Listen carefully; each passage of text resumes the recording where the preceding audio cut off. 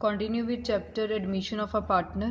In this video we are going to discuss question number 62, that is the full-fledged question, जिसमें आपको revaluation account, partners capital account और balance sheet बनानी है। Clear? ऐसा ही question exam में आता है, सो इसको ध्यान से समझेंगे।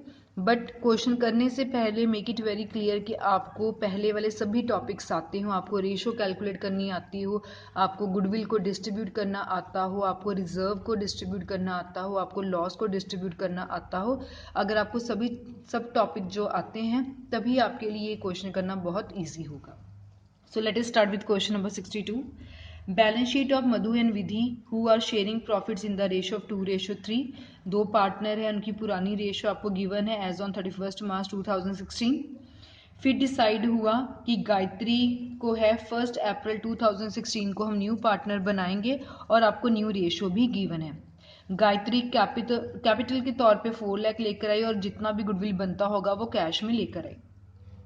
अब आपको बोला गया कि फर्म की गुडविल है 3 लाख, लैंड एंड बिल्डिंग इतनी हो गई, प्रोविजन के बारे में कहा गया है, क्लेम के बारे में कहा गया है, और क्वेश्चन है revaluation account, partners capital account और बैलेंस शीट बनाओ।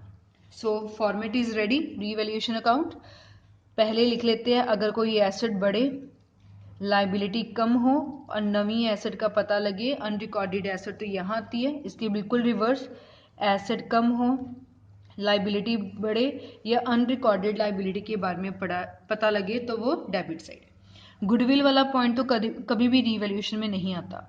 Land and building was found under valued bye 26,000। ये पता लगा कि लैंड और बिल्डिंग की वैल्यू हमने 26,000 से कम दिखाई है। कम दिखाई है पहले, अब बढ़ा दो, सो एसेट की वैल्यू बढ़ जाएगी। जब एसेट की वैल्यू बढ़ती है तो हम बाय वाली साइड लिखते हैं, लिख लिया बाय लैंड एंड बिल्डिंग 26,000। ठीक है। Provision for doubtful debt was to be made equal to 5%। आपको प्रोविजन बनानी है 5% तक। ऑलरेडी प्रोविजन बनी है 10,000 की। प्रोविजन हमेशा डेटर्स के ऊपर बनती है, सो डेटर्स है हमारे 3 लाख के। सो 3 लाख के ऊपर अगर मैं 5% कैलकुलेट करूं, 3 लाख के ऊपर 5%, तो ये मेरे पास आता है 15,000 की। टोटल प्रोविजन 15,000 की होनी चाहिए, ऑलरेडी 10,000 की बनी हुई है, और मैं कितना पैसा डालूंगी कि 15,000 बन जाए? 5,000। सो मुझे कितने की प्रोविजन बनानी पड़ेगी? सिर्फ 5,000 की।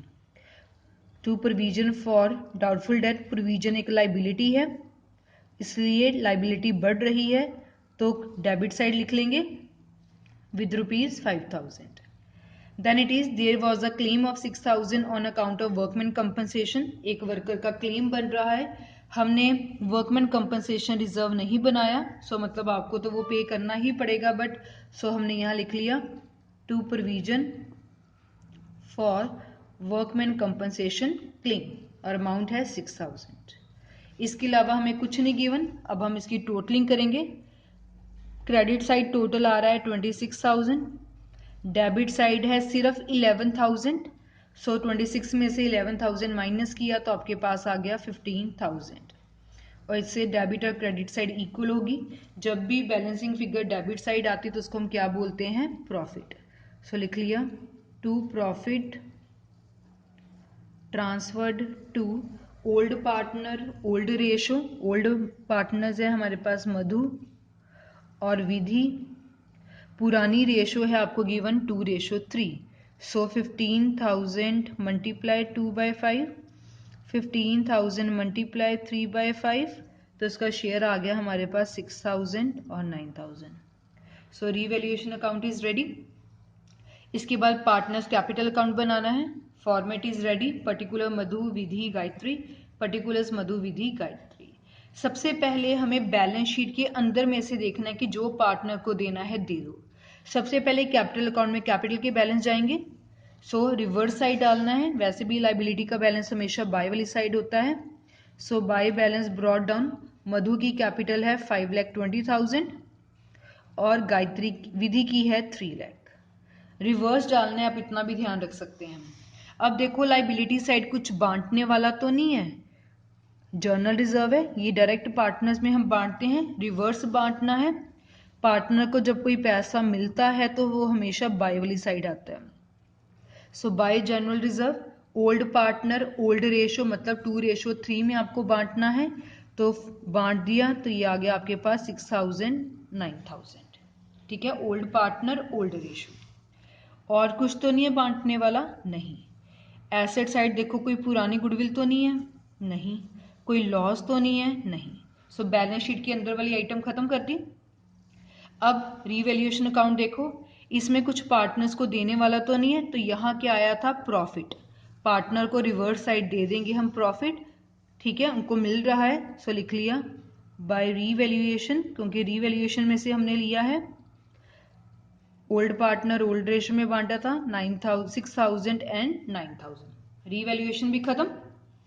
अब एडजस्टमेंट्स में आए, आपको बोला गया है मधु और विधि की पुरानी रेशो थी 2:3, न्यू रेशो भी आपको गिवन है, और गायत्री कैपिटल के तौर पे लेकर आई 4 लाख, और प्रीमियम जितना भी बनता होगा वो गुडविल का लेकर आई, और आपको फर्म की गुडविल गिवन है। हमें पता है कि एडमिशन वाले चैप्टर में गुडविल हमेशा हम sacrificing partner in sacrificing ratio में बांटते हैं। अब क्वेश्चन में आपको ओल्ड रेशो भी गिवन है, आपको न्यू रेशो भी गिवन है, तो मतलब आपको सेक्रीफाइसिंग रेशो कैलकुलेट करनी पड़ेगी। So let us calculate sacrificing ratio first. So Madhu और विधि पुरानी रेशो है 2:3, मधु विधि गायत्री न्यू रेशो है हमारे पास 2:3:5, 2:3:5। सेक्रीफाइसिंग रेशो का क्या फॉर्मूला होता है? Old minus new. मधु और विधि, मधु का पुराना शेयर है 2/5 और न्यू शेयर है हमारे पास 2/10। विधि का पुराना शेयर है 3/5 और न्यू शेयर है इसका हमारे पास 3/10। एलसीएम ले लिया, 10 आ गया ये आपके पास, तो ये आ गया 4 - 2, 2/10। विधि का देख लिया, ये आ गया 6 - 3/10, ये आ गया 3/10। सो 10 डिनोमिनेटर सेम है, सेक्रीफाइसिंग रेशियो आ गई आपके पास 2:3। क्लियर? अब गुडविल को बांटते हैं हम। गुडविल बांटने की एंट्री क्या होती है? Premium for goodwill account debit to sacrificing partner to Madhu to Vidhi. अब उसकी गुडविल कितनी है? आपको फर्म की गुडविल गिवन है 3 लाख। गायत्री तो सिर्फ अपना हिस्सा लेकर आएगी, सो पहले गायत्री का शेयर कैलकुलेट करेंगे। फर्म की गुडविल आपको गिवन है 3 लाख और गायत्री को हम शेयर दे रहे हैं फर्म में 5/10, सो इसकी गुडविल आ गई आपके पास 1,50,000। 1,50,000 को सेक्रीफाइसिंग पार्टनर सेक्रीफाइसिंग रेशियो में बांट दिया और ये बांट के आपके पास आ गया 60,000 90,000। ठीक है, अब जो ये सेक्रीफाइसिंग पार्टनर हैं उनको गुडविल मिल रही है, जब पार्टनर्स को मिलती है तो उनकी क्रेडिट आती है। वैसे भी अगर हम देखें तो पार्टनर्स के अकाउंट क्रेडिट हो रहे हैं, जब क्रेडिट हो रहे तो क्रेडिट में ही लिखेंगे। सो यहाँ लिख लिया बाय प्रीमियम फॉर गुडविल। मधु को मिल गई 60,000 और गायत्री को मिल गई विधि को मिल गई 90,000 और गायत्री अपनी कैपिटल भी लेकर आई है। सो बाय बैंक अकाउंट कितनी कैपिटल लेकर आई है? दैट इज 4 लाख और उसकी कैपिटल भी लिख ली। क्लियर? बैलेंस शीट में भी बांट दिया, रीवैल्यूएशन भी बांट दिया, गुडविल भी बांट दी, पार्टनर की कैपिटल का भी लिख लिया। That's it, over. लास्ट में हम बस इसका टोटल करेंगे। मधु का टोटल किया 5,98,000, विधि का किया 4,17,000, गायत्री का किया 4 लाख। जो बैलेंस आए इस साइड कुछ माइनस करने के लिए है नहीं, सो टू बैलेंस कैरी डाउन लिख लिया सेम 5,98,000, 4,17,000 एंड 4 लाख, और डेबिट और क्रेडिट को इक्वल कर लिया 5,98,000, 4,17,000 and 4 lakh. So partners capital account is ready. Last में हमने क्या बनाना है? Balance sheet. So let us start with balance sheet. Balance sheet format is ready. Balance sheet of reconstituted firm as on. जिस दिन गायत्री न्यू पार्टनर आई उस दिन हम बैलेंस शीट बना रहे हैं। सो यहाँ लिखेंगे 1 अप्रैल 2016। ठीक, सबसे पहले मधु की कैपिटल विधि की कैपिटल है यहाँ। अब कंपनी में टोटल कितने लोग हो गए हैं? 3। सो हम लिखेंगे मधुस कैपिटल विधि's कैपिटल, गायत्री कैपिटल। और कौन से कैपिटल के बैलेंस लिखने हैं कि जब हमने उनके पार्टनर के कैपिटल अकाउंट बनाए, जो यहाँ बैलेंस हमने कैरी डाउन कैलकुलेट किया है, ये वाला बैलेंस लिखना है। फाइन। सो यहाँ कैपिटल के बैलेंसेस लिख लेंगे। मधु का था 5,98,000, विधि का 4,17,000 और गायत्री 4 लाख। कैपिटल हो गया। देन जनरल रिजर्व, जो रिजर्व हमने बांट दिया, अब उसको हमने नहीं लिखना। बिल्स पेबल, बिल्स पेबल के बारे में नीचे कुछ नहीं कहा गया था, so it will remain same. जिस एसेट और लाइबिलिटी के बारे में कुछ ना कहा जाए, उसकी वैल्यू हम क्या लिखते हैं, same. Asset side, land and building, land and building के बारे में नीचे कहा गया था कि उसकी वैल्यू पहले 26,000 से कम दिखाई गई है, अब 26,000 से उसकी वैल्यू बढ़ गई। सो लैंड एंड बिल्डिंग पहले थी 3 लाख, अब कितनी हो जाएगी, 3,26,000, क्योंकि उसकी वैल्यू बढ़ गई है। मशीनरी, मशीनरी के बारे में हमें एडजस्टमेंट में कुछ नहीं कहा गया, तो उसकी वैल्यू सेम रहेगी 2,80,000। स्टॉक, स्टॉक के बारे में भी एडजस्टमेंट में कुछ नहीं कहा गया, उसकी वैल्यू भी रहेगी सेम। डेटर्स, डेटर्स के बारे में कुछ नहीं कहा गया, वो भी रहे सेम। प्रोविजन, प्रोविजन के बारे में कहा गया था 5% प्रोविजन बनानी है, दैट इज 15,000। ऑलरेडी 10,000 की थी, हमने न्यू प्रोविजन बना दी थी 5,000 की, अब टोटल प्रोविजन होगी 15,000 और इसको माइनस करके आ गया हमारे पास 2,85,000। Then it is bank, bank में हमारे ऑलरेडी पैसे हैं 50,000।